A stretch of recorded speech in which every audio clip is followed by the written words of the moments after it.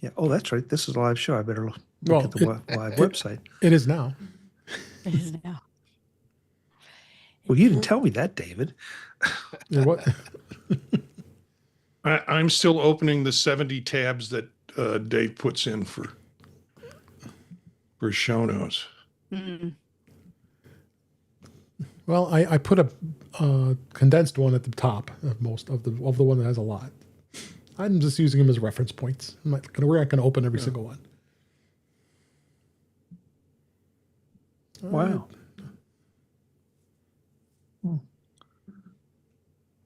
The breaking news. Wow. Yeah, I was kind of wondering how many headphones do they need? I totally missed that. How many? I have not gotten that open yet. I just was doing something else. I know Oh, Jeff said he was facial going to be a expressions. little Oh. late. That'll be really nice. I have this feeling Guy is not going to be here.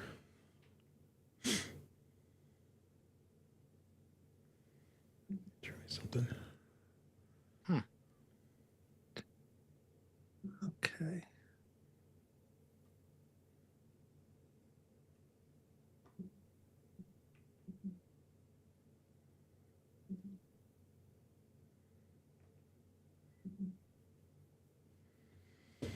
Whoops. Hey, Brian. Oh, there we are. Oh, I should load up your site here. Do you guys like this view in Zoom, or do you like just seeing me?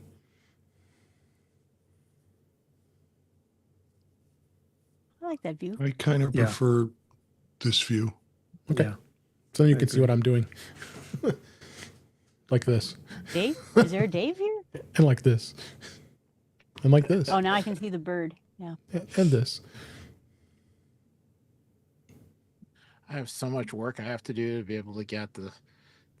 You have a nice flow. Yeah. I'm nowhere near that. Ooh, during Christmas I got my Stream Decks all set up so that I could switch because I think I'm going to start switching and start doing tech on some of my podcasts on my Small Steps Nice. one and show people how to do checklists and how to use apps. And I set all my Stream Decks up so that I could switch between me talking and the screen and then me and Oh, that's a neat. Yeah. going all fancy. Jeff had a problem with his computer. It crashed on him. So, guess Guess what? what the problem was? What? Jeff. Audio. Mhm. And Jill, you're right too. Yeah. Jeff's the problem. I'm not part of the problem. I'm the whole problem. Yeah. See, I just reboot before I get on any call. So, okay, funny you should say that because right before I was gonna get on, my audio got wonky, and it was like some apps were actually outputting audio, some weren't, and I started to get a little bit of a crackly sound happening, and I'm like, I know what this is. Have to reboot. So I rebooted, log in, and it starts the rest of the boot process, and then boom, reboots. And it just kept doing that. And I'm like, oh. And so, I'm like, well, crap. What do you do? You eliminate every variable, yanked every cord out. And it did it a couple more times, and then it booted. Wow. And so then I plugged everything back in, and here I am. I blame Nice. Chuck. All right. All right, guys, we're It is gonna go ahead and get started. Anyhow, Accept sorry the- I'm late. I accept the blame. Yeah. Well, let's get started here. Let me just get some things in position. Lots to talk about. Yes. All right. In 5, 4, 3, 2. Welcome to episode 406 of In Touch with iOS, the podcast that keeps you connected to the ever-changing Apple ecosystem. I am your host, Dave Ginsburg. Each week, we break down the latest news, updates, tips, and hidden features across iPhone, iPad, Apple Watch, Mac, Vision Pro, and Apple TV. and with all the insights from friends, experts, and the Apple community, because here we read the release notes so you don't have to. So glad to be here this week. We have so much to talk about. Now let's see who is here this week. Jill McKinley back here in the show. Great to have you, Jill. How you doing? I'm doing fine. It's going to be like 30 degrees this weekend, and so it's practically summer. I'm going to get the shorts out and go run around in the sprinkler. Heat wave for 30 degrees. Yes, it's been very cold here too. Glad you're here. Also glad to hear that he's here is Marty Jencius. How you doing, Marty? Good. Thursday night I teach family therapy and did a demonstration with a family. So my adrenaline is completely up because good. you never know what's going to happen when you do that. And so I'm glad to be here and have lots of energy to carry me through the show. Great. So glad you're here. And Jeff Gamet having big audio computer problems like he always has with his this wonderful operating system. How you doing, Jeff? I'm doing all right. Clearly, I'm doing better than macOS Big Lakes, but I'm doing well, and my audio is working again for now. So, it's there are much bigger issues in the world than whether or not my audio works. Yeah. And Eric Bolden, he is here. And what is he sporting behind him? I believe. What bird do you have behind there? How you doing? It's a yellow-rumped warbler. Okay. Just a little teeny tiny bird. AKA known as a butterbutt. Yeah, that fits. Yep, sure does. And last, certainly not least, Chuck Joyner is here. Great to have you, Chuck. How you doing? I'm great, Dave. Thank God you didn't. You weren't Jeff Gamet because he would have. Because done I a would have segue. said, and now with us, Chuck Butterbutt Joyner. Yeah, exactly. I knew the segue that could have been there, and so Dave, thank you for not doing that. Oh, you are welcome. And Jeff, thank you for confirming that. You are you. I absolutely went there. And Chuck, one of the reasons I love you is because you know me so well. Yes. Yes, I do. So let's just dig right in. There's so much to talk about this week. I tell you, I'm probably going to be, we're going to be just going crazy here, but breaking news, got 2 breaking news stories this week as we record. Apple just made one of the second biggest acquisitions ever in its history, even after Beats. Apple paid close to $2 billion for Q.ai, according to sources from both the Financial Times and Reuters have reported it. This would make this Apple's second biggest acquisition ever, after it paid $3 billion for the headphone and audio brands Beats in 2014. QAI has developed technology that has analyzed facial expressions to understand silent speech, according to that publication.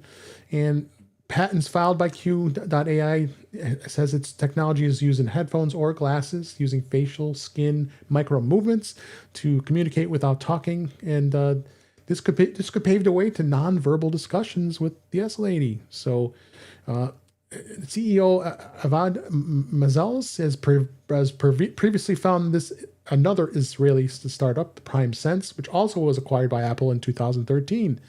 Apple used PrimeSense's technology to develop Face ID, which debuted on the iPhone 10 in 2017. So this is a pretty big acquisition here, I must say. And I want the thoughts from everybody here. What about you, Chuck? I'm really anxious to learn more about this. I was trying to look it up here, Dave, before you got to me, but you beat me.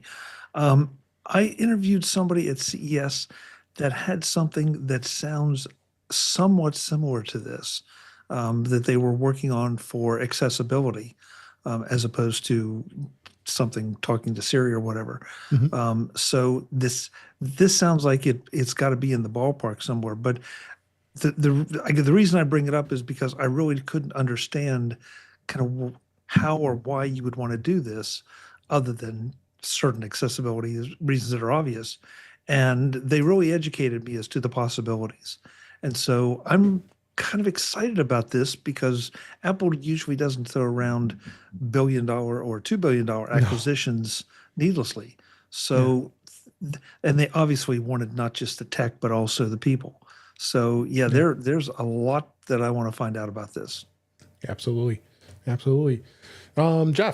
did you get the chance to see this story, or is this all fresh news to you? What do you think?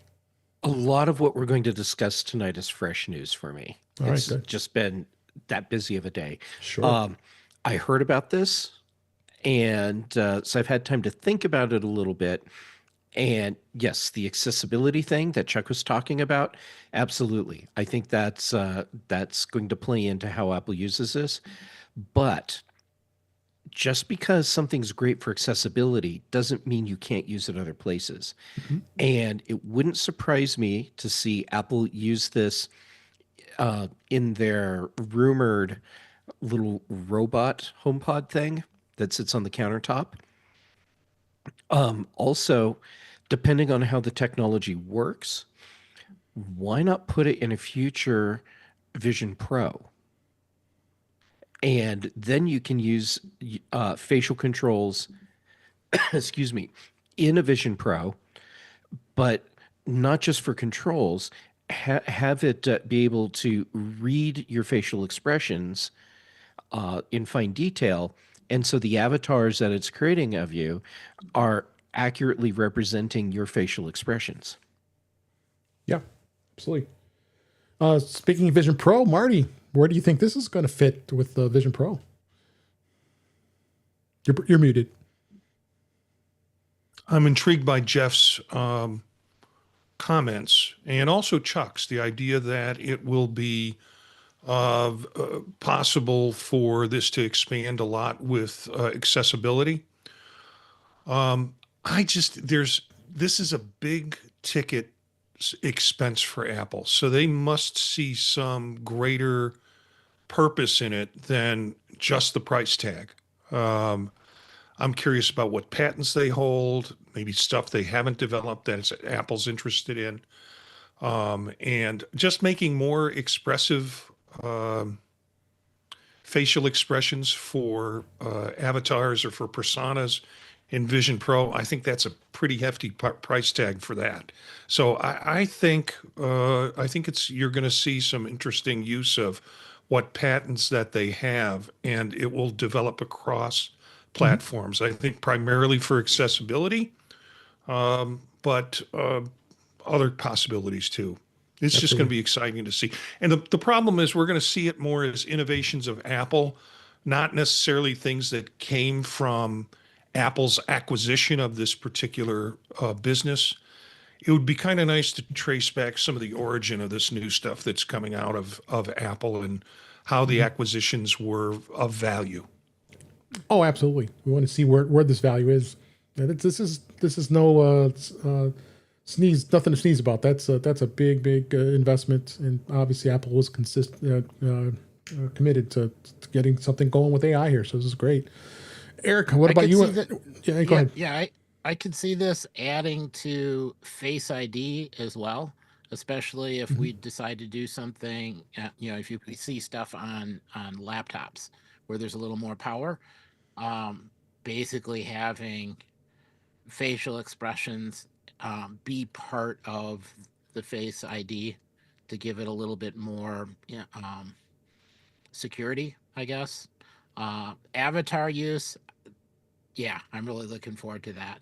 I can almost see it now. There's a secret Project Mime out there to build nice expressions, and but the other thing is you can say something and mean totally different things with the same sets of words. So if you're trying to talk to the S lady and say something, it could mean many different things. And if you can read facial expression plus the words, there's a greater chance you could get it right.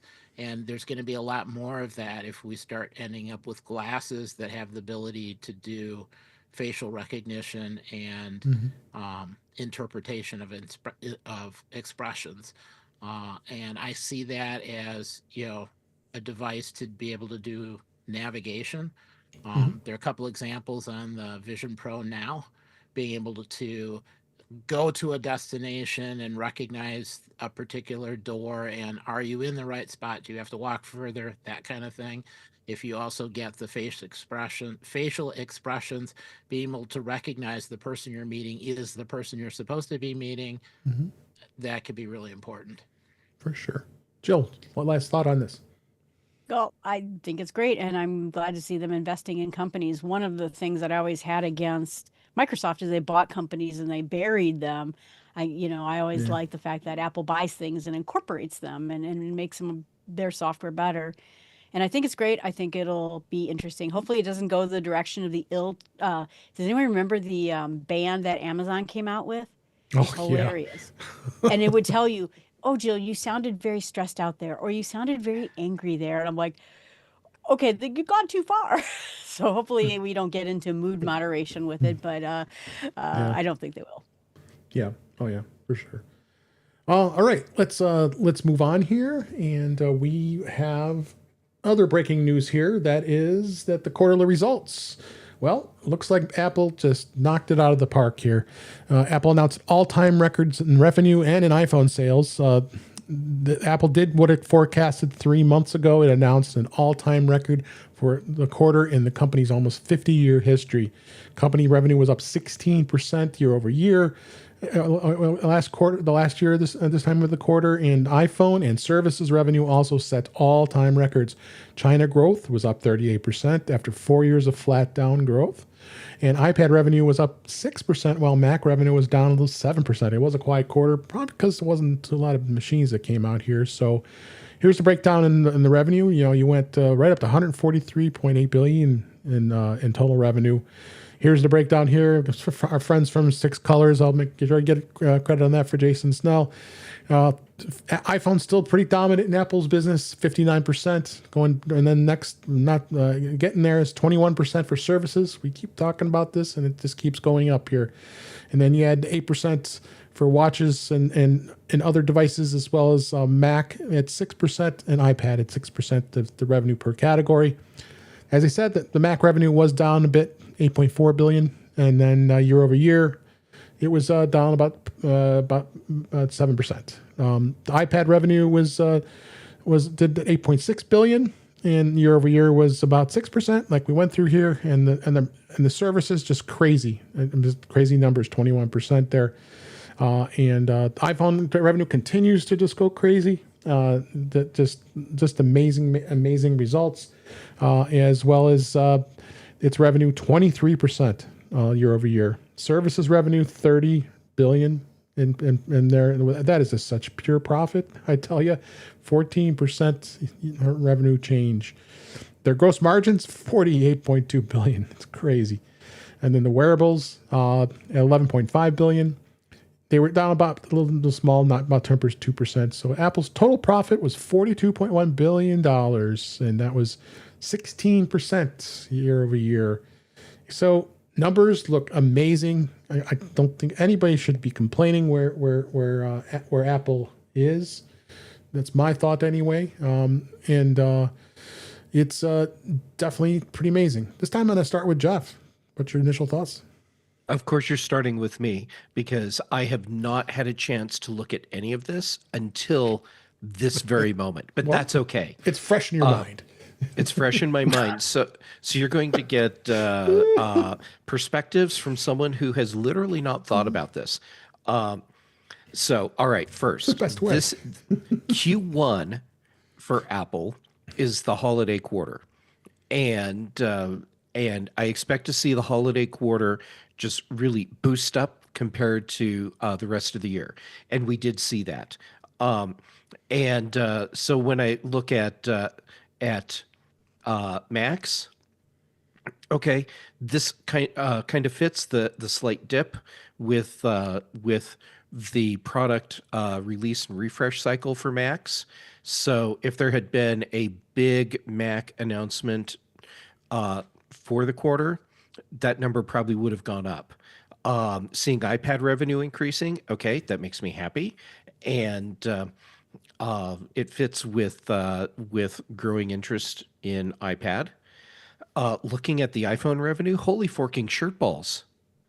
Okay, don't let anyone tell you iPhone 17 isn't doing well. The way the numbers shot up quarter over quarter, but also year over year. I mean, that is huge. And last year's iPhone, I felt, was a pretty significant upgrade. So, wow, that's just pretty impressive. And the services revenue continues to creep up, and it's going to continue to do that. Yeah, Apple knows what they're doing with They do. their different product lines, and the whole idea that Tim Cook dropped on us years ago about, we know that iPhone won't be the bread and butter for the company forever. We're planning for that today. Yeah. Okay, they're really, really signaling to us what the next bread and butter is, and that's the whole services part Yeah. of the business. That's a lot of money they're making. Oh, it really is. I just want to welcome everybody in the chat at youtube.com/InTouchWithIOS. Say hello to Cletus. Cletus says, I love when Apple makes money now. I agree with him. That is pretty amazing. And we also have, we had Brian in the chat as well as Weather Bucket. And Cletus even says, I remember when Apple was when they were rocking, they were going to go bankrupt. So yeah, that happened too. So think about this now. So just some, now, and then also one more comment from Cletus. He says, now everyone buys the best and they get compensated for their craft. Dave, I just realized I hadn't scrolled through all the charts. Okay. You want to have a single thing you can point to show or to help show where the boost comes from. Look at what's happening in China. Yeah. Holy crap. Yeah. The China numbers They're insane. That's going to account for a lot of what we're seeing with Apple sales overall. Yeah. I'm going to go to Chuck. What's your thoughts of there's some great news? So much of what has already been said. I want to though point to the services part, because I feel like it's easy to say, oh, Apple's, ramping up services. Yes, they are, but they're delivering value for it. Yeah. And people are responding. And I think that's something that's easy to overlook. This is not just because they decided to put some ads here or some ads there and are trying to push that down our throat just to push the numbers up. That's going to help, no question about it. And there's probably a place for it. But I know, I mean, I get a monthly bill from Apple and I'm happy to pay it because I get something for those services. Me too. And I think that's a point that gets really swept under the rug. When I look at Apple TV Plus, Apple TV, sorry. When I think about, all the complaints that there were about, you need to give us more iCloud.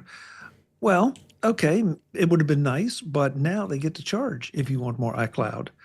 And I feel like that's another win. I mean, just go right down the line along with the new Apple Creators Bundle. That's delivering a really, really nice value.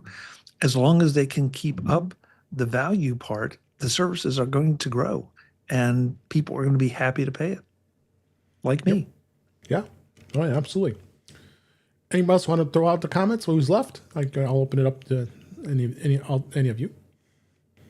Well, I was going to say that a little bit what Chuck was saying is that Google makes money by selling all our data, right? And Microsoft's been making money. They laid off 15,000 people last year. It is different ways of making money. And like I said, it always feels like Apple makes money the right way. We're going to make the best thing. We're going to make services people want. We're going to keep going and being strategic about it, and I think that's, why I'm proud to be in part of Apple, the world now. Yep. Yeah, I think it's poor human nature to look at the foibles of others and laugh at it. The schadenfreude is just not the correct thing to do. But I do it anyways. And I put in the notes something that just came out 4 hours ago, or at least hit that Microsoft's 357 billion route is the worst since DeepSeek hit NVIDIA. And it's a Yahoo Finance. They're talking about how their stock, they sold off a bunch of, I think, their stock. And as a result, it dropped 10% of their value. Yeah. They could be making good products and attracting people towards their products and services, but instead they're doing a numbers game. Yeah. And think of it this way. How many people are forced to use Microsoft products because they are in the work world? Yeah. What would that number be if all the reins were taken off and we just worked on whatever platform, it would be a lot different. Yep. All right. So let's talk a bit about what Tim Cook said. I think found this to be fascinating. Some of the things he had said. Apple said they were caught off guard by the AirPods Pro 3's popularity. Demand was strong after the earbuds launched in September of 2025, and popularity reportedly caught them off guard. They said they were supply strained during the quarter, and we think it would have grown year over year if we would have not been constrained. Tim Cook told Reuters in a published report along with their record-breaking results for the fourth quarter, the 2025 calendar year. He's referring to Apple's wearable, home, and accessories category, which saw around a 2% drop in year over year. And that probably could have something to do with it, which is very possible. So interesting, I say the least, when it comes to that. The other interesting thing is Apple did respond to the RAM shortage and the high prices that's going on with them. On the earnings call, he said that the fast rising RAM and SSD shortage chip prices in the supply chain. Tim Cook said that the rising memory chip prices had a minimal impact on Apple's gross margin in the fourth quarter 2025, and he expects to have a bit more of an impact on the company's gross margin in the current quarter. Cook added that the Apple is aware with the rising prices and will look at a range of options to deal with that in the long term if necessary. So again, they reported a lot of great earnings. So and I think Apple's going to adjust to that. So it's not a bad thing to adapt to it as well. Another thing they mentioned is iPhone. We just talked about how insane that the numbers were for iPhone. Well, they've reached 2.5 billion active devices in the world, and that's what Apple announced. And then they said we're excited to announce that the install base is now 2.5 billion active devices, which is a testament to the incredible customer satisfaction for the very best products and services in the world, Tim Cook said in the press release, and its record-breaking results. Apple said it had more than 2.35 billion active in the year quarter before, so the number continues to rise. It's showing that Apple has a mass opportunity in its services and all that. So another great thing to take a look at to see where Apple goes with their stuff here. So, and then Apple just to wrap it up, Tim Cook said that that the iPhone sales towards the end of 2025 were just simply staggering, and included the record-breaking years, the 143.8 billion and the profits here. So, best ever quarter driven, and iPhone had a tremendous part of that whole thing. So, pretty incredible where Apple went with this, as well as anything else. I'll throw out if you have any more comments on any of those discussions. There was plenty more I talked about, but we'll probably be here a long time if we keep going. So, anybody have anything else to add on these? Dave, I'm going to throw one thing out. Sure, please. This one in particular, you may want to, if you just want to listen for entertainment, this is a good one to download as a podcast, or I believe it's available on Apple's website as well to listen to. Some of the analysts ask some really good questions. Some of the analysts every time, it's almost like they think they're going to trip Tim up and get an answer to a question that he's clearly not going to answer. Everybody in this panel and 90% of the people listening to this know that he's not going to answer it. They ask it anyway. Yeah. And even one analyst, I'm afraid I've lost who it was, questioned Tim on how they were making the high margins. And, Tim danced around it and basically said, we're not in a position to talk about that. And he said, well, at least I tried. Why? Oh my God. It really is. It's worth listening to the Q&A from the analysts. You'll get a kick out of it. Yeah, we definitely will. I'll put a link in there'll be a link in the show notes to listen to the podcast. It's always enjoyable to listen back to hear what Tim has to say. And, when you don't see him, he's shaking his head some of these questions that these analysts ask him. So So that's it with the that was all hot off the press. It only got announced maybe 2 or 3 hours ago prior to us recording today. So I think some great results. I'm excited. I think we're all excited as always for being in the Apple community in the world with our products. So so let's go ahead and move on. We'll move on to the In Touch with the Vision Pro this week. Apple did release the third beta of Vision OS 26.3, and the beta is there's really not much to talk about, like we've been talking about, right, Marty and Eric? I mean, it's just we've got links to the actual developer release of it all, and it was kind of nothing to say about it, really, unless you guys have anything to add, Marty or Eric, on it. I think, look at subsequent release notes over all the versions of it. Mm-hmm. The release notes have gotten thinner and thinner, and I suspect Apple is not putting everything out there. I'm not saying they're being deceptive or they're not being helpful, but I think the larger release notes led to a lot of speculation that maybe they didn't want people to go to. So it's hard for us to find out new information about what the release notes are and should they mean anything. Sometimes the results you get are what you got with the last set of the release notes. So yeah, it's been kind of a dry season. Yeah, it seems it. For sure. Eric, you want anything to add?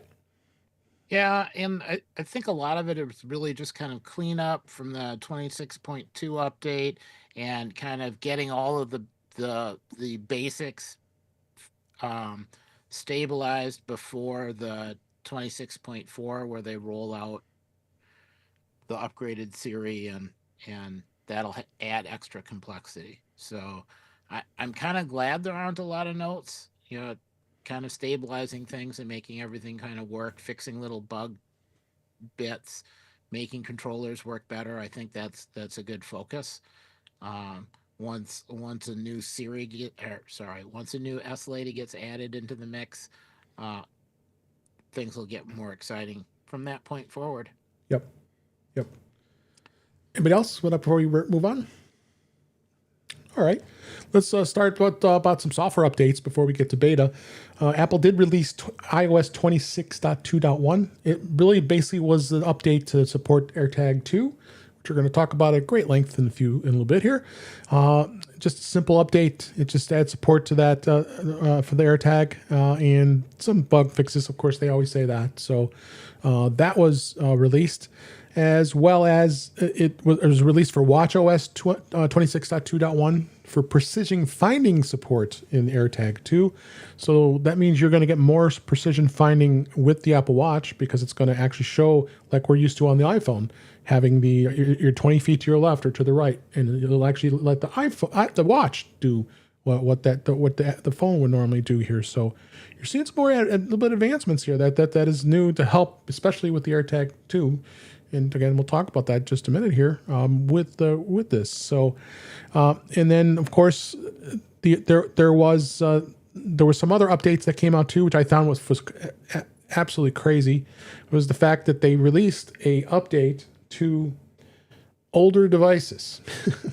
So you have iOS 16.7.13, you have iOS 15.8.6 for older devices, and this is to support phones like the iPhone 6, the iPhone 7, the iPhone 8, and there's the phones right there. And a couple of the older iPads too. Just because it was just for the reasoning was because they wanted to make sure that the iMessages stayed compatible with it, as well as some security improvements. But there are a lot of people out there still, I guess, sporting these older devices.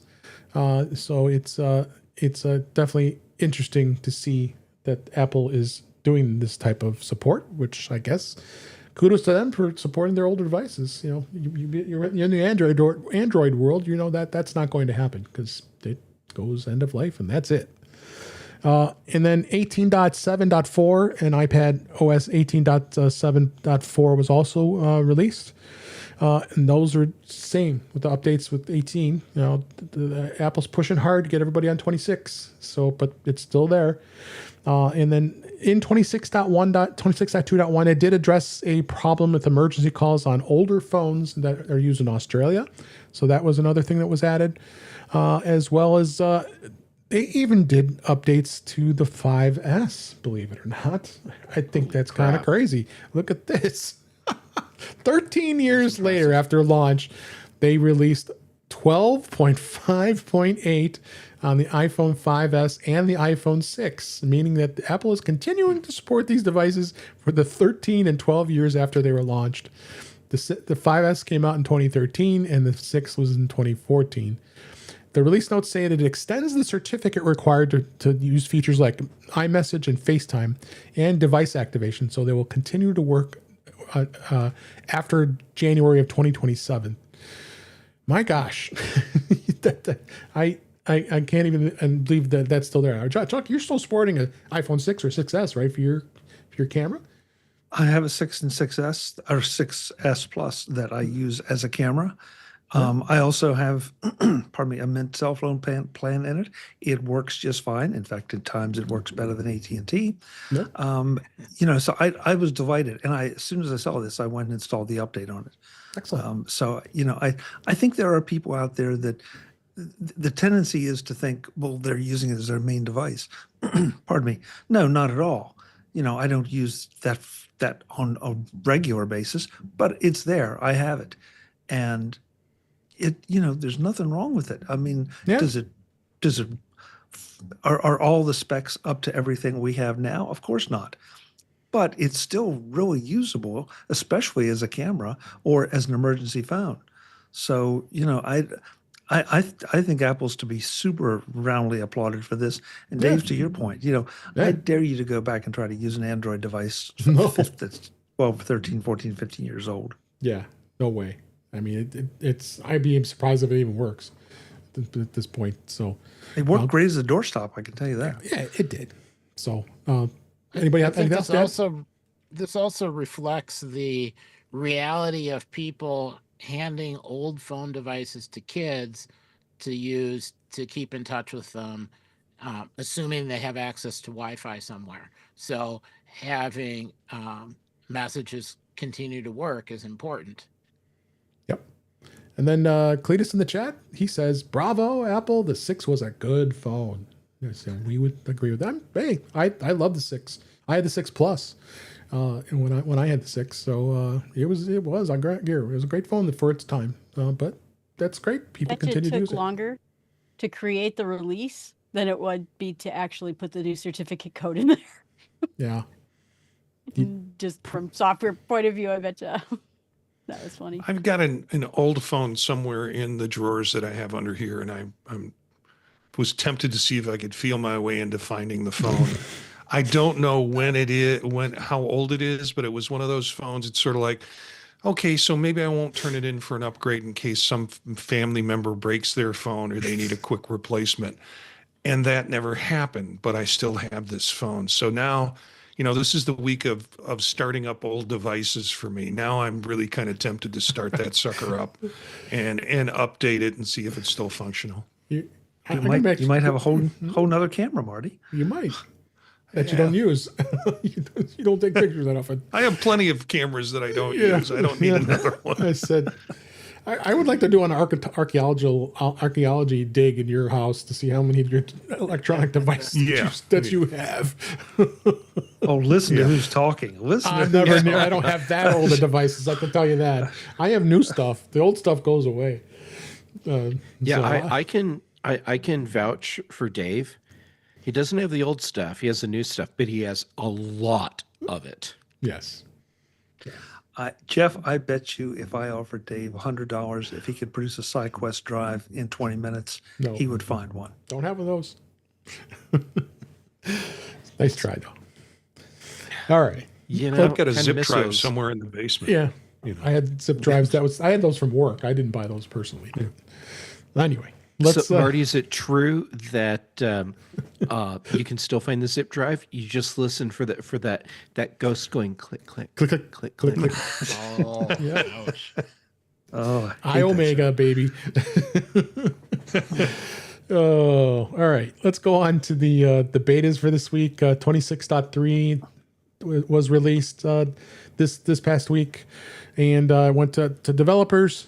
So we've got the registered developers can download this. It's got some updates that includes a transitioning from an iPhone to an Android device is more improved, so that we can get people to do this even more, as well as moving data from one to another can now be done without having to download a specific app. And then Apple's transfer process supports moving photos, messages, notes, apps, and passwords, and phone numbers, and more. And it's got a new feature called the notification forwarding setting for third-party wearables in the European Union. So there's been a number of updates that was released. Marty, did you see anything with your updates? No, not really. I mean, I'm so busy updating different devices that I don't have enough time to spend actually looking at the differences with the updates. And they always come as surprises to me. Oh, wow. Yeah. When did this start? So, yeah. So notably, some other things here, I just want to go through these real quick, is 26.3 did add a privacy setting to limit carrier location tracking. So what it'll do is that this setting reduces the location data that available to mobile networks to increase your privacy. That's nice to protect that from to do that.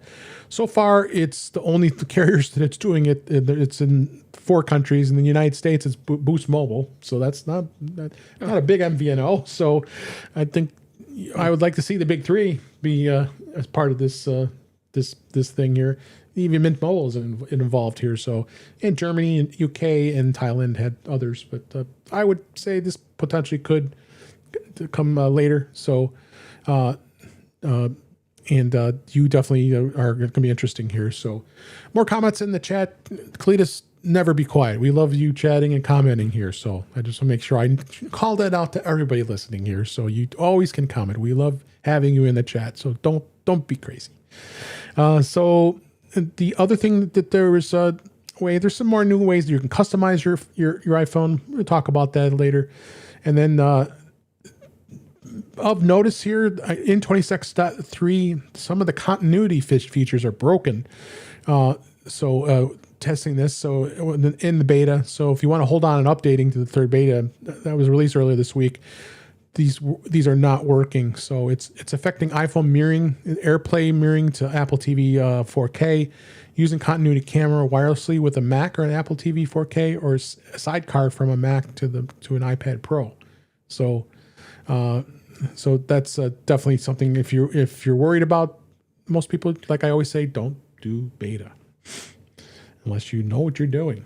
In touch with Mac this week, we've got beta for Tahoe 26.3, or as Jeff calls it, Big Lakes, and it was an update. So there was really no word of much that was updated on. I installed it on my beta Mac, and it did not have anything I saw. I don't know if Marty, you noticed anything. I don't think there's much. No. As well as this was an interesting story here. Bartender. Remember Bartender? That's the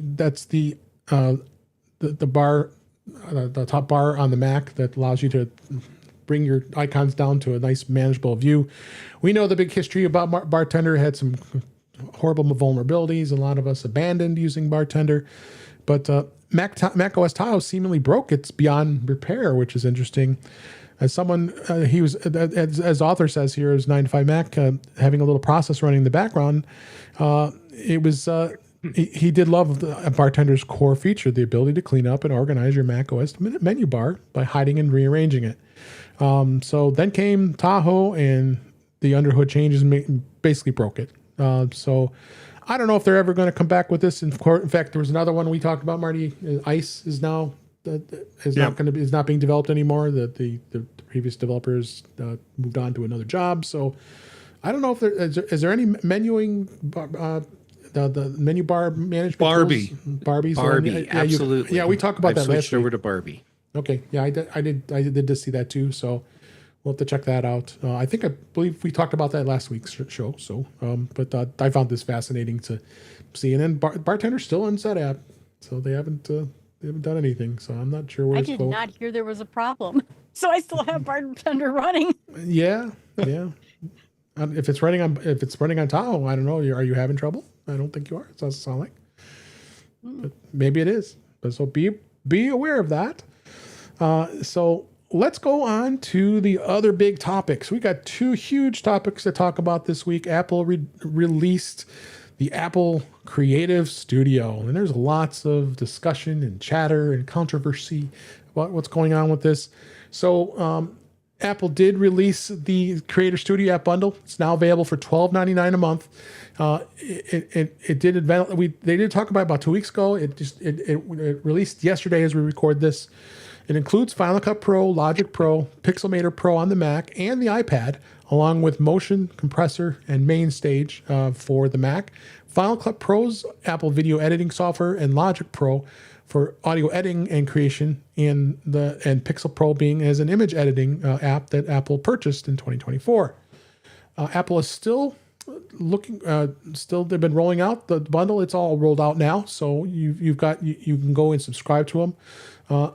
They are available. So all of them are available today. This as we're recording this. So make sure if you are interested, you can check it out. It does have a 3-month trial, so you can try it out. I did have a new Mac, and I subscribed to it yesterday, and it definitely was an interesting thing. So we'll start with what people's thoughts are so far. Jill, you had the comment there. I know access and comments and experiences. I'd love to hear what your experience was with the Creative Bundle if you jumped into it. I did. So the first thing I did is I checked to make sure that Final Cut Pro, before I got into it, had all the features as they promised that first release would have, and they do. They do have everything in there, the AI transcriptions, everything was there. And then Marty brought up, and I'm sure he's going to talk about that there's an education package, and I happen to work for a university. So I signed up for the 3-month, and then I upgraded everything and got all the other apps, which I haven't yet all had a chance to discover what they do. But I think this is going to be the future for it. And there's a lot of features out there in other software that I'd love to see come for Final Cut Pro, which is the primary software I use for all videos.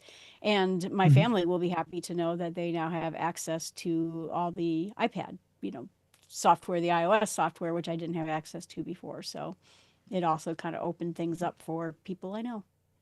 Yep. Anybody else jump in and try to check it the Creative Suite? Did you, Marty? Yeah, I'm happy to talk about it because it was sort of a day of discovery for me yesterday. First, I kept seeing notifications that it was out, and then I tried to find it, and it's not easy to find. I kind of backed into it, and for people who are looking to add this, I'm on my Mac. I went to go to the App Store, tried to search for Creator Cloud. No such luck. So then I went and noticed that there were some updates available, like on Keynote. And so I went to the Keynote app, and it looked, the icon looked different, and it said, go ahead and upgrade. But underneath that, there was a notification that said, this is part of the Creative Cloud that Apple is doing, or Creative Group that Apple's doing. And if you view that, then that's how you actually find all the apps in the suite here. And then you can see there are certain that you already own and certain that maybe you haven't already owned.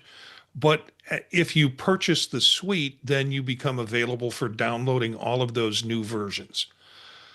In the process of purchasing, at least with me, I think it was different with Jill. I use my Apple ID, which is not a university ID, but I wanted to see if I could get the educational discount. So in the pricing section, when you start to purchase it, it gave me the option to click as an educational service. That popped up a separate window, and the separate window said, okay, this is your Apple ID. And I thought, oh, I'm screwed because that's the address they're going to use. Nope. There is a line there for putting in your university ID, university email. In my case, university email. There's also kind of pull down menus to say what school are you associated with, et cetera, et cetera. And so I went ahead and filled that out. It took me a while to realize that I could put my university ID in the line because that line was kind of grayed out. And I thought, well, that means I'm not going to be able to do this.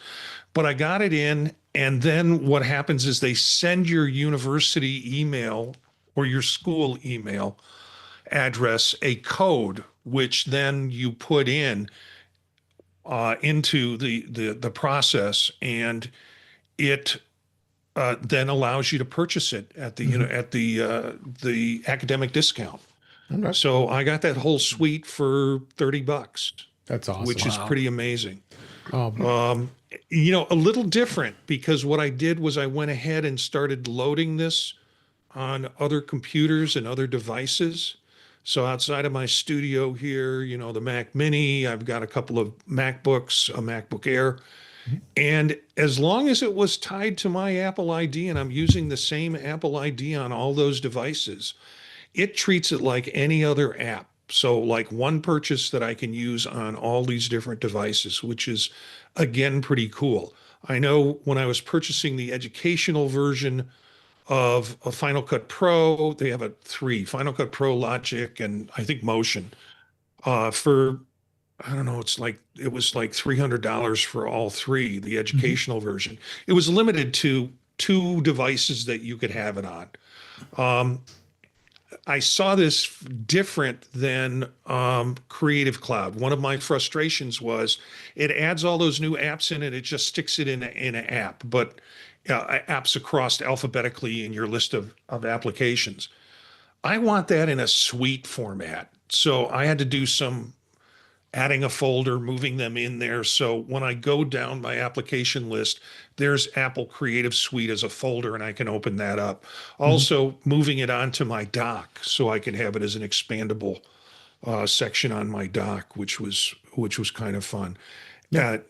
Adobe does theirs in like one collection in one part of your application thing, and it makes it feel like a suite instead of the way Apple does it, which has these apps spread throughout your whole application thing. So it had a link that you go get, and then it would bring the whole list up on one page, but you had to go get. Yeah. One thing I want to add is Brian just made this comment. He's attempting to qualify for for the education pricing, but his school wasn't listed, so he filed a request for my school to be considered. So that's kind of a bummer that he had to wait for that. So, but that's kind of can be expected. Anybody else? Did they jump in and install it? Yeah, I had most of the stuff already, and the only reason I was interested in it was for use on the iPad. So I ordered it. I was able to get the education pricing on it, which was kind of nice. Nice. I kept my old version because if you pay monthly or yearly or whatever, if you keep the old version, you could stop paying for a few months and then turn it back on again later, but still have apps. But yeah, it was nice. I still kind of prefer the old icons over the new ones, but when it installs, it installs the 2 apps right next to each other in the apps folder. So if you had everything before and you get the new one, then you have 2 of everything, one with a nice icon, one with the new modern icon. And it works, and you can switch back and forth between them, and it seems to run. And I did a little bit of playing on the iPad. I haven't had enough time to tell if there's any functional difference, but yeah, there were definitely updates to the keynote pages and numbers. There's the .5 release that came out at the same time everything else came out. I ended up kind of getting all of the individual bits and downloading them, and then go back to figure out how to actually get it fully registered afterwards. Yep. But if you search for Creator Studio on a Mac, it takes you to the right spot where you can just grab it, and you can download it before you figure out how to pay for it. Okay. Yeah, that's true. Did, I was Yeah, gonna say, I did try some of the AI. Go ahead. go ahead. Yeah. I was just going to say, just to add, so what do you get for your money? And, they talked about how you're going to have enhanced stuff. For me, the limitations with Keynote has always been very few templates. And I went in and looked at Keynote templates, and they kind of have that whole scroll thing where they have different topical headings for it, and then probably 8 to 10 different templates for that particular theme or approach. Yep. Chuck, did you explore this yet, or? No, for several reasons, but right now I've just got my head down working on a few projects.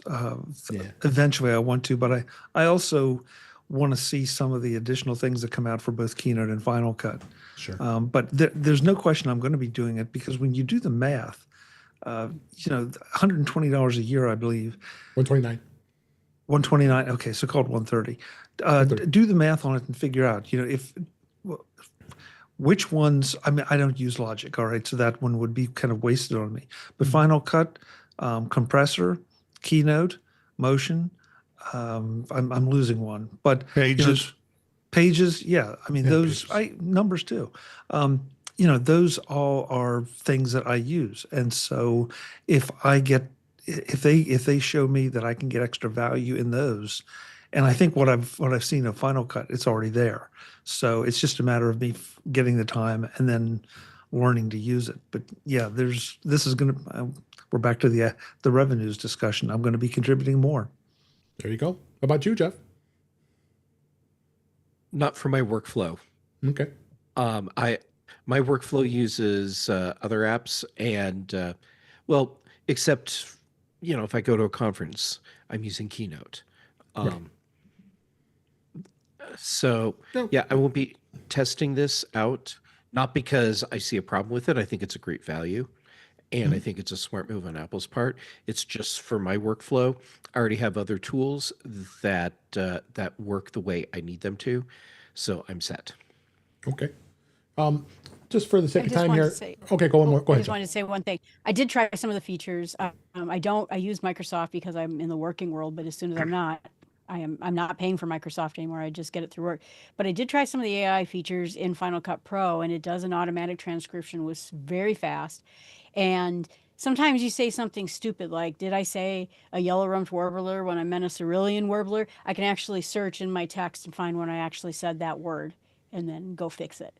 So the AI features are nice, and I just can't wait, for them to get better. But having that transcript search was important for me, because sometimes I talk foolishly.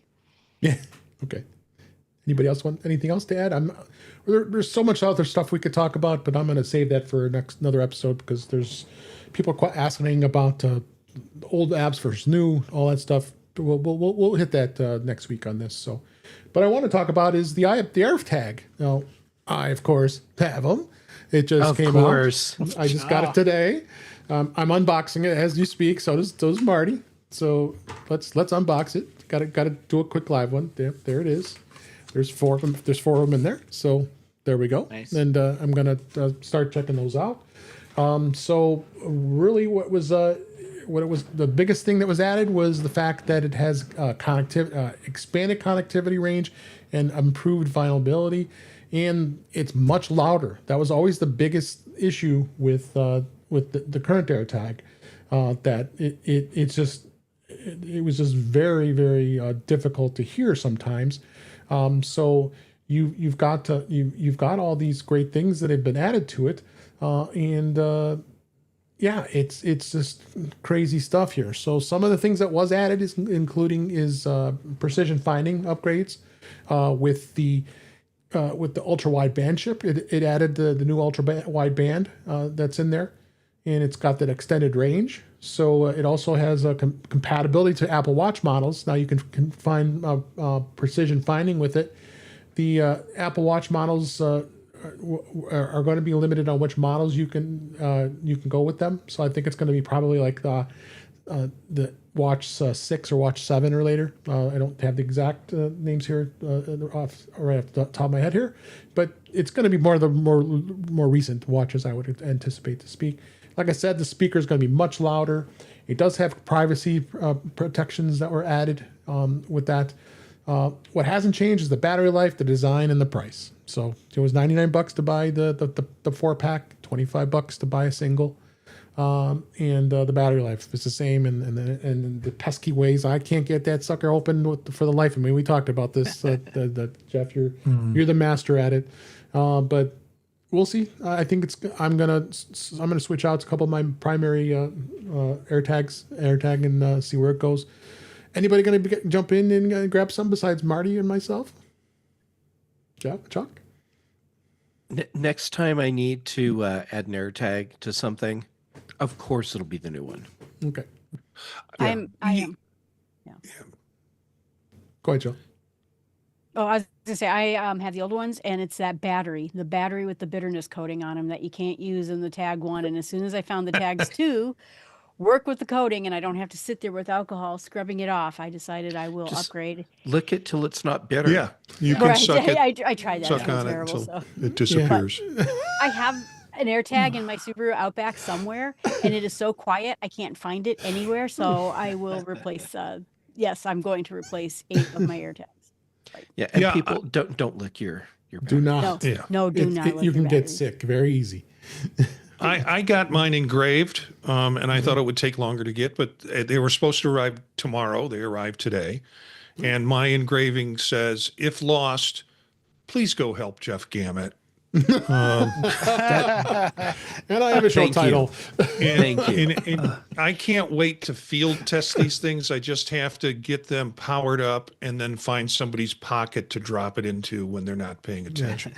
I am so looking forward to the first time a random person walks up to me and says, Jeff, I'm here to help.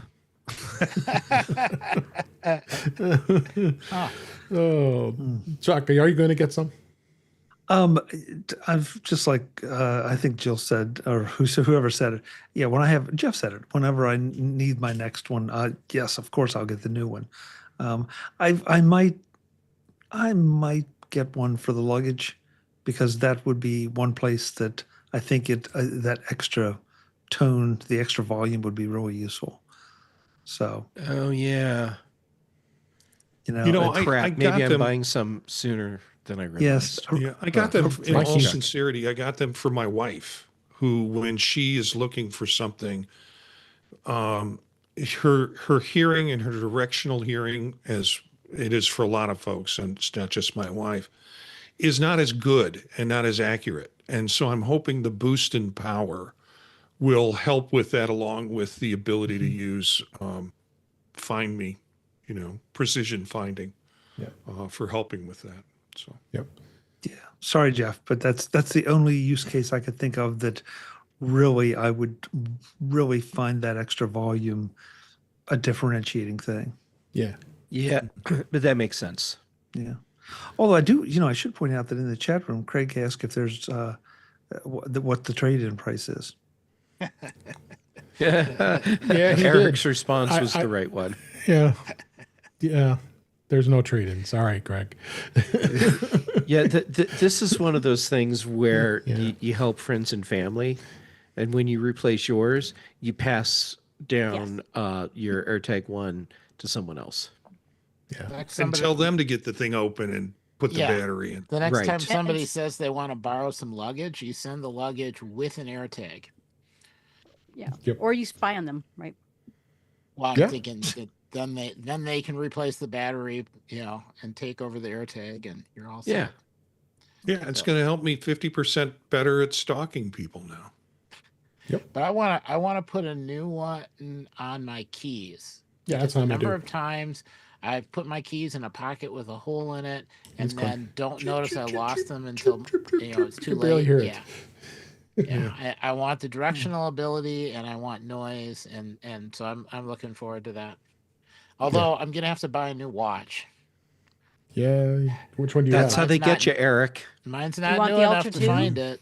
So You want my 'cause I have Ultra the- 2? Oh, Ooh. maybe. Just kidding. Yeah, I mean, you can. Ooh, a little commerce going on here. Yeah. Huh. Oh wait, it's Ultra 1. It's Ultra 1. I was saying it's not the See, 2. that's my problem. It doesn't work. Yeah. Yeah. But I was Yeah. up to Farm and Fleet Day, and I was sharing on pants. Farmer and, you know, Fleet. There you go. it's gonna be great. And Brian just said he may pick up a pack. He likes your suggestion, Eric, of keeping them in a bag within a luggage rather than the overall luggage itself. So I would Yeah, tend that to works agree with really that. well. Yeah, I would definitely tend to agree with that. So, and lots of other chatter here about these AirTags. So there's so much else we could hit as well, but I'm going to save that again for another time because we got some news I really want to hit this week because there's a lot of great announcements. Although I have another unboxing that happened today. I got the new Unity band. There it is, Ooh. and Oh, I'm wearing nice. it. There it is, and everybody can see it on camera. There, look at Oh, that. that looks really nice. I like that. Yeah. So it was they came out this today. It is $99. So it's because it's a solo loop. So, but it had a nice little card in here telling you about what it's going to be for. See that?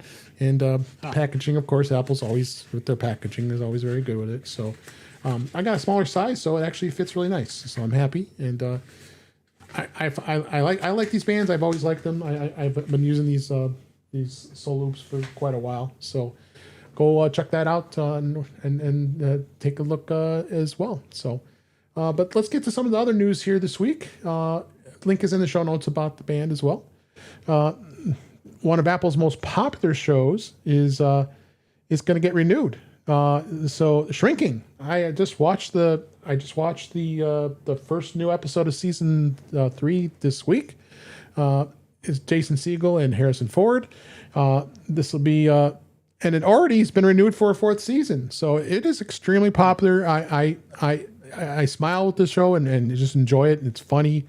Harrison Ford is just absolutely amazing. I think Jason Segel is really good. And the trailer there shows that's not a spoiler that he's driving and he has Alzheimer's. He shouldn't be driving, but he did it on a track. So it is one of the most popular services, one of the more popular shows on Apple TV. So anybody watch this show? I guess I should start. I love it. It's an absolutely fun show to watch. It's one of those shows. Charlotte Henry gets credit. She shamed me into watching it, and I'm so glad she did because it is really a joy. It is. Harrison Ford is so good. He is. He's just and then His timing is unbelievable. Wendy Malick plays his girlfriend. She's awesome, and all the other. But Ted McKinley, remember him? He's in it, and so a lot of good actors in this show. So you should check it out. It's a lot of fun. So, another automaker is actually going to be offering a car CarPlay, and I was pretty surprised about this. This is going to be doubling down on CarPlay support, which is Volvo. Is they've decided to double down on CarPlay and none of this pesky stuff that GM is saying, and Volvo says CarPlay is here to stay. So that's what they said. Their engineering and technology officer had an interview. He says, yes, well, absolutely will. And when said whether Volvo will continue to will continue to support CarPlay, it's kind of a part of our mentality on this. We want to integrate it into your digital life, not force you to do something. So one thing is unclear is whether Volvo will support the CarPlay Ultra. I think CarPlay Ultra honestly is dead. I just don't see it. I mean, they have said nothing about that. Don't you guys think with CarPlay Ultra? I mean, but it's great to see that another automaker is really embracing CarPlay. Don't you think? Oh yeah, for sure. I just wish my car would do it. I'm not surprised Volvo's doing this Yeah. or that they made this announcement. It does seem very Volvo. CarPlay Ultra, okay, it takes a long time Yeah. to get new features into cars. The lead time is years. So the fact that we haven't seen anything in a car yet, okay. But at the same time, we have had several car manufacturers say, actually, we're not going to support that. And I believe Volvo is one of those. So I figure Apple has a couple more years before we hit the point where we can really say, yeah, CarPlay Ultra was a dud and never really made it at all. Yeah. Yep. So exciting times. Apple TV is launching F1 programming in the app ahead of the season kickoff. Apple TV is an exclusive streaming home for Formula One racing starting this year. I'm excited to watch it since the movie F1. And it's the first, ahead of its first Grand Prix race in March. And the Apple TV app is now offering a variety of programming to help fans get ready for the season.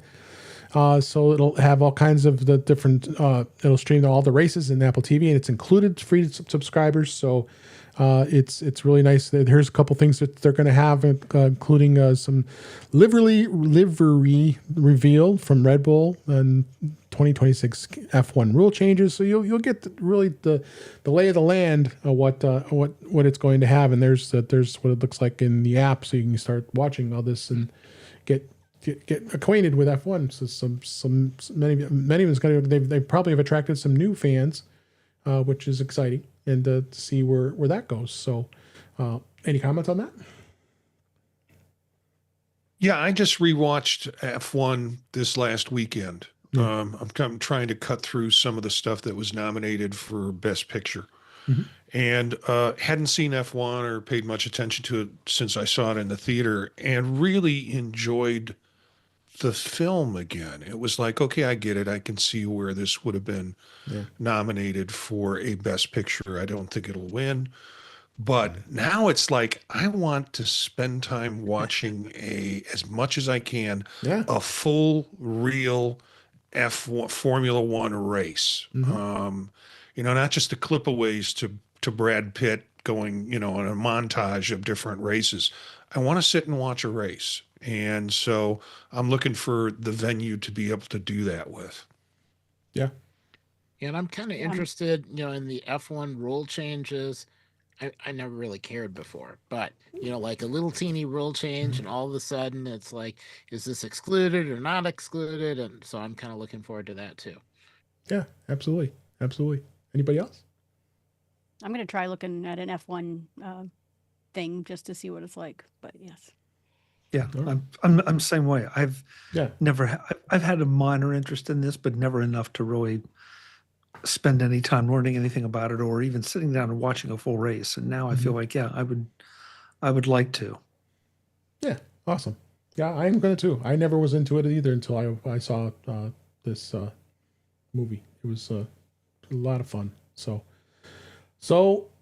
it's coming soon. Ted Lasso, it's coming back. Apple announced that its hit comedy drama series Ted Lasso is returning for a fourth season in the quote unquote summer of 2026, but did not share a specific date. Ted Lasso is one of the most popular shows that ever released on the Apple TV streaming service. And its character, Ted Lasso, played by Jason Sudeikis, starts off with a small-time football coach from Kansas who's hired to coach a professional soccer team in England, despite having zero coaching and soccer experience. In the fourth season, Apple says Lasso is going to return to England to take on its biggest challenge yet, coaching a second division women's soccer team. Throughout the course of the season, Ted and the team is going to leap before they look, taking chances they've never thought they would, says Apple. And this trailer is like, there's a couple, not even the 30 seconds. So they're really teasing this thing, trying to get people ready to watch this. So, the fourth season is in production, and according to Apple, and fan favorites such as Hannah Whittingham and Juno Temple, Brett Goldstein, Brandon Hunt, and Jeremy Swift are all set to return in the upcoming episodes. That's awesome. And then I forgot to mention Brett Goldstein's also in Shrinking. So he's actually executive producer of that show. So that's even more reason to watch Shrinking. So, and the third season was released in 2023. So it's been 3 years. Ay. It's just been too long. So anybody excited like me about Ted Lasso? Oh yeah. I want to go back and watch it I again. have to get through season 3. Oh my God. Get going. I kind of stopped at season 2. Well, you've got some work to do. Yeah. I hadn't paid enough attention to exactly what the setup was going to be. And so I was relieved to see that they're taking it back to the UK because that kind of gives an excuse for so many of the fan favorite characters to come back and interact in some capacity. And so, because when they were talking about, I think at one point, either I misread it or I just misperceived it that they were going to try to have Ted doing something in Kansas. And it's like, okay, is this going to be one of those things where they take the star and transplant him and it just falls flat on his face? I think this has a real good chance of living up to the Ted Lasso legend, if you will. Yeah. No, I think that I agree with you. I did see that and I was a little concerned that, I don't know if I want to watch that. But still, the Ted Lasso, I would anyway. But I think this is a good move on their part. Anybody else? I kind of thought that maybe you would like try to introduce America to soccer because we just are not digging it, in big numbers. Yeah. So I thought, well, maybe that could be a show, but I don't know. I'll probably watch it eventually. And Cletus in the chat has to quote, "Football is life." This is true. And he had to say, "Wankers." So see, you're doing great, Cletus. You're giving some great content for the show this week. Thank you. At least he didn't quote Roy Kent. That's right. It wouldn't have made the air. We would be off YouTube. Yeah. So it's great. So I'm really looking forward for that to come out here. So that trailer was something else, though. It was. It's short. It's too short. I want should more. watch I was the surprised by the trailer. Yeah. So, the Apple's Fifth Avenue store is closing overnight next week. Oh my. And here's why. Apple's iconic Fifth Avenue store is in New York City, is normally open 24/7, but it will be closed overnight on some days next week. According to Apple's website, the store will be closing at 10 p.m. local time each night through February 2nd, from February 2nd through Wednesday, February 4th. The store will reopen each morning at 8 a.m. local time during the period. They're closing the store to complete maintenance on the signature glass cube entrance, according to a source familiar with the matter. And it's internally, it's explained as preservation work. The store opened in 2006, and it's got that street level giant cube entrance and leading to the underground store. Tim Cook and other company executives often attend the store for major product launches, and that cube has been outfitted with everything from a giant Apple Vision Pro headset outlining to a colorful S-Lady glow in recent years. I have been to that store. I think it's a freaking phenomenal store. It's one of the stores I had to make sure I went and saw. And has anybody else been to this store? I've been to the store. Yeah. It's a pretty phenomenal store, I must say. Pretty. Apple's just doing great things with their stores. I mean, I think it's to have a place to go like that, and it's strange to go into a place like that. It's more of like a model or something like, but you're not. But people go there to actually want to purchase an Apple product, and that's what Apple does when the way they do their stores. That's why we visit stores. When I was with you, Jeff, I had to make sure to go to the Bolden stores. So I mean, yeah. And we have photo proof that you were there. We do. We do as well. So any other comments? Let's just say it's very intimate photo proof. It was. There was some hugging involved. Oh. Anybody else have anything to say about this?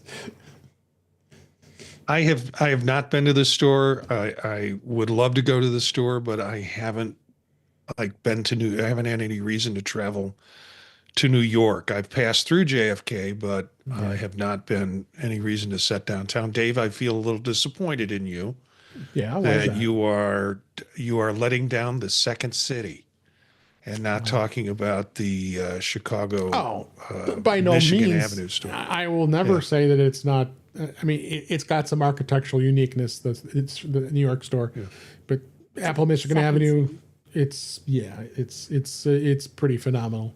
believe me, I talked about it on the fourth episode. I sat on it's right on the river. We got to do a podcast right outside the store. You can't do that in New York City. Forget it. You might get mugged. Might. That's right. I don't know. With Dave there, I can see people walking up thinking, "Oh man, yeah, we're gonna mug these people," but they get closer and like, "Oh no, that's Dave Ginsburg. Oh jeez, not gonna do it." Yeah. All right, this is a good story. Don't mess around with Dave. Right? Yeah. We'll just go break in his house while he's gone and steal all his stuff. Oh, Watch there's a bite plan. your tongue. All right. So last story, I think this was a good wrap up with the Halide's co-founder Sebastian D. With joins Apple design team. He is the co-founder of the iPhone camera app Halide, and today announced that he has joined the human interface design team at Apple. He's so excited to work with the very best team in the world on my favorite products, he said. This marks a return to Apple for DeWitt, who he previously worked on things such as iCloud, MobileMe, and the Find My app. Well, no wonder he left because of MobileMe and Right. and he also completed design work for other companies such as Sony, Mozilla, Oracle, HP, and EA in the past. DeWitt is a well-known figure in the online and Apple and photography communities. Apple's design team has been undergoing many changes in the last year with the company's former software design chief Alan Dye and the Apple hardware engineering lead candidate John Termes has had to oversee the company's entire hardware and software design teams. And so we know all the great stuff. In related news, Halide's parent company Lux today launched a public preview of Halide Mark III, the next generation version of its camera app. It is a pretty incredible app here. So, what do you guys think? What do you think, Marty? This is phenomenally good news. Yeah, Really good. This is the best news since Alan Dye left to go help Meta. Really good. I I'm not much of a photographer, but the photographers turned me on to this app, Halide, a long time ago. And I think Apple has been chasing that quality of a photography app and haven't ever quite caught up with their own camera app that they have. yeah, So I think it's a brilliant move. I also say kind of tongue in cheek, well, they hired him, which means he can't sue them for copyright infringement, yeah. which we've seen happen just this week. So with another company. So it's a protective. It could be a protective measure. Who knows what Apple's going to come up with at that point. But I think it's great. Well, and he knows how to make a good design, test it, make sure it works, make sure it makes sense, and that has been missing for a while. Yep. He will add a lot of depth to the design teams. Yep. Anybody else? I'm just a big fan in general of people being hired out of the community. You know, I just think it brings a brand new taste to it. They have a successful app, so there's something to it. That app is fantastic, and it's good to see that talent acquired. All right, Marty. Cletus says you're correct. So I'll take that blessing. anyway, that's time to wrap things up here. That was a great show. We had a lot of great things to talk about this week. Shout out to we were streaming on Facebook, and we were also streaming on LinkedIn, and we were also streaming on Twitch this week to try it out, and it didn't crash, and it worked really well. So we had the number of audiences this week, and most of our interactions in YouTube. So it was great to have everybody in the chat, and so much fun to have people in the chat room this week. So let's go ahead and see where people can be found. I'm going to reverse the order here, and Mr. Chuck Joyner, where can people find you? You can find me over at macvoices.com. As I alluded to, I'm in the midst of editing and releasing a lot of the interviews Norbert and I shot at CES. Mm-hmm. And so there's something for everyone there. Trust me, you will not be disappointed. If you don't like this one, wait for the next one. It's coming up soon. Tuesday nights, youtube.com/MacVoicesTV is our live show with a whole lot of the people here that show up and pick on me incessantly. And on all the socials, you can find me as at Chuck Joyner. Thank you, Dave. Thank you. Thank you as always. Eric Bolden, so glad to have you here this week. Where can people find you? I can be found on Mastodon at eabolden@mas.to, on Vision Profiles on Mondays, covering Vision OS in depth. Sorry, 3D humor. Oh my God. Well, that was deep. That Thank was. You had to reach for that. Excuse me, I have to Thanks, pick up Jeff. my jaw. It's on the floor right now. All right. Mac Voices on Tuesdays, covering Mac OS and news and miscellaneous helpful warnings. And Thursdays in touch with iOS, kind of rounding out the week. And it's a good progress through all of the OSs. It is quite the progress. Thanks for being here. Jeff Gamet, thank you as always for being here. Where can people find you? Well, when I'm not here hanging out with you and Chuck Butterbutt Joyner, you can find me on the social medias as Jay Gamet, mostly on Mastodon and PixelFed and Blue Sky. Then I'm sorry, just the Butterbutt thing. I was keeping a straight face, but finally it just got to me, and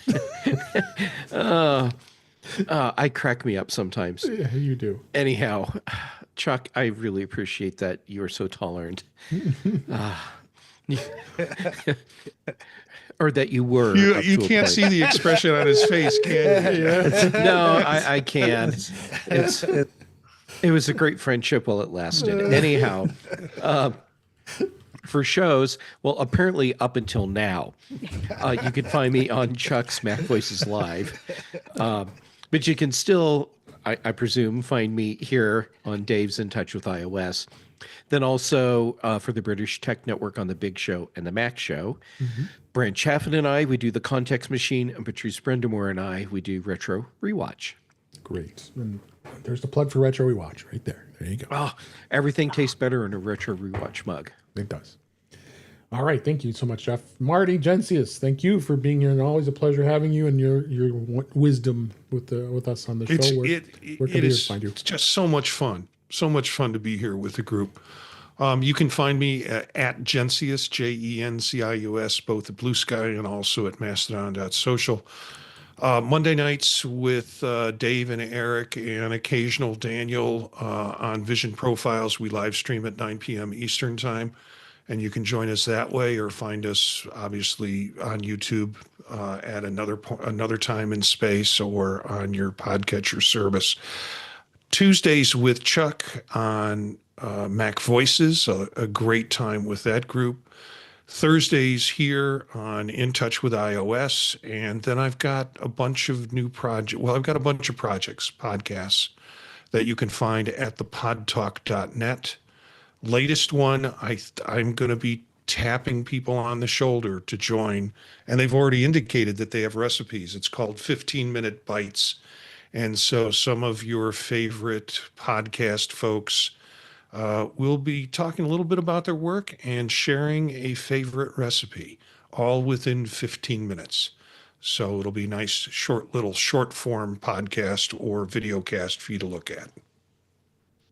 Excellent. Last but certainly not least, Jill McKinley.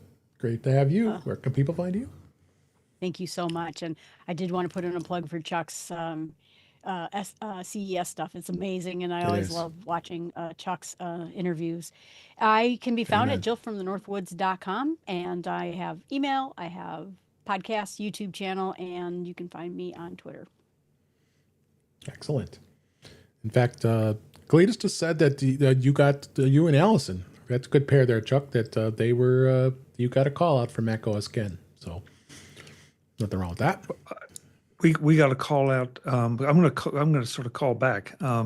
It was because we sent notes to Ken for his 20th year anniversary. Wow! So amazing. Earlier this week he turned 20 years. So that's shout out to Ken. Yeah, I've been listening to Ken before he started Mac OS Ken, and he is an inspiration. He is a consistently intelligent, well thought out voice. I don't always agree with him. And that's what I love about it, because he makes me think. Absolutely. But thanks everybody in the chat here. And then let me go ahead and wrap up for this week. That's a wrap for this week. Please send your comments, questions, suggestions to our email address, which is feedback@intouchwithios.com. Send us email. I'm lonely. I want to get some of your emails, so your feedback, what's going on in the show. We'd really appreciate it.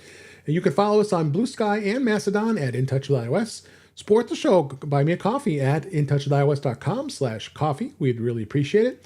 You can become a Patreon of the show by going to patreon.com/intouchwithios. We have 2 tiers available to support the show. We'd really appreciate it. Make sure you like, share, subscribe so you are notified when we're live streaming on YouTube, which is 8 p.m. Eastern, 5 p.m. Pacific. The YouTube channel is youtube.com/intouchwithios, where you can watch the current and past live streams, as well as listen to past shows. You can subscribe to the show in your favorite podcatcher, including Pocket Casts, Overcast, Apple Podcasts, and many others. But better yet, just go to our website, intouchwithios.com. All the links are there to find us and listen to us. I am Dave Ginsburg. You can find find me on Blue Sky and Mastodon at DaveG65. I'm also on the Vision Profiles podcast on Monday nights with Marty and Eric. Tuesday nights on Mac Voices Live with Chuck and the gang here. And Thursdays here, of course, recording this show. And then the Mac Show on the British Tech Network on Fridays. So with that, thanks for listening. Thanks for watching. We really had a great show, and we'll talk again soon. Fantastic show, guys. Thank you so much. That was a ton of fun. That was a lot of fun. That was And it's fun. always great to get to hang out with Yeah. Chuck Butterbutt Joiners. Yeah. I better go say Sorry, Chuck. Sorry. goodbye to the live stream here. Yeah, goodbye, live stream. Yeah. Bye. stream. Thanks for the great comments. I know everybody Yeah, said you don't nice want to things. see this. It's going to be a bloody Yeah, mess. yeah. Yeah, it is. It's going to be a buttery mess. I forgot to mention Jim Ray. Thanks for being here. Thanks for a nice comment. And Cletus and Craig, thanks you. We're glad you enjoyed it this week. We'll talk to you next week. Bye. Mm.